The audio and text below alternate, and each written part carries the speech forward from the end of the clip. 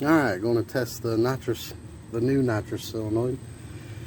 Make sure it works, make sure it don't leak. I got the new fitting, put that in there, hook the nitrous line up. I took the front one off for now, just so we can do some testing. I got the bottle all hooked up.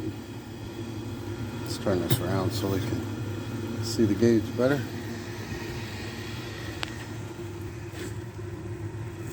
And we're going to go ahead and turn it on and listen for leaks.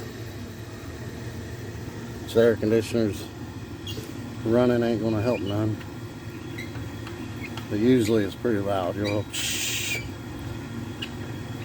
I don't hear anything yet. So that's good. And ta-da! Nothing's leaking.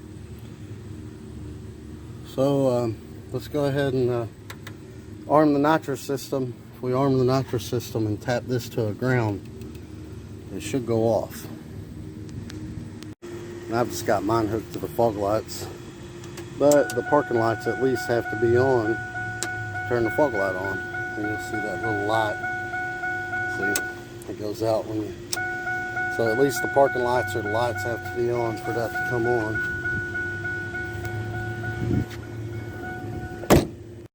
So if you saw the other videos, this will ground out the relay. It should. Maybe that's not a good ground. Yeah, that wasn't a good ground. Boy, that one's loud.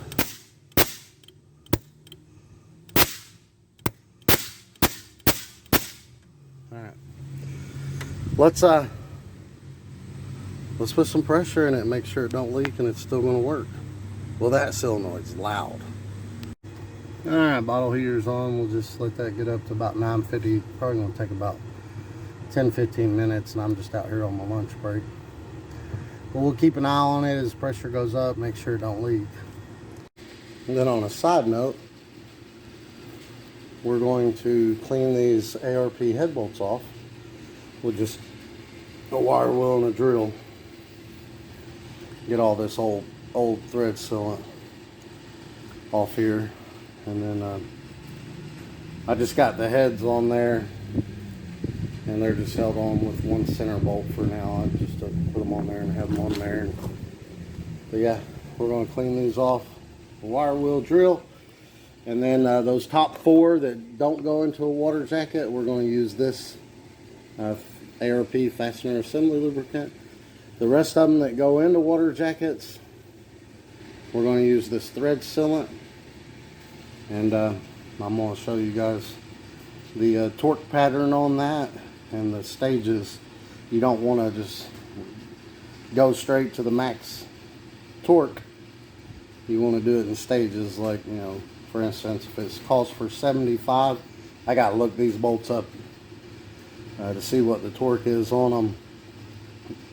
For instance, if it calls for 75, we'll do like a 25, a 50, and a 75 passes. But you're looking for the torque spec of the bolt. Make sure you get the torque spec of the bolts that you're using. Okay, different ARP bolts have different torque specs. Stock bolts have a little bit different torque spec, etc.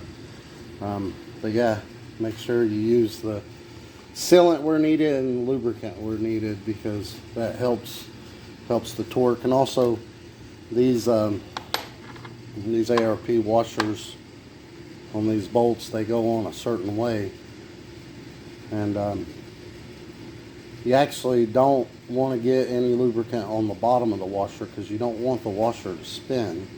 You want the bolt to spin on the washer, which is kind of hard to do, but try your best. But we're going to go over all that in another video I'm going to make after work. Bolting the heads down on the LT1. Small block Chevy, pretty the same thing. Now we're at 900. Still no leaks. Good deal. And also, you should do this with the fuel solenoid too. But I just flowed that fuel solenoid in the nitrous jet through the fuel pressure safety switch before we took it to the dyno, and I was turning that fuel solenoid off and on quite a bit. and it worked just fine. So that's why I'm not checking that one. All right, we're at about 9:10 right now. No leaks. Oh, forgot to turn the fog light on.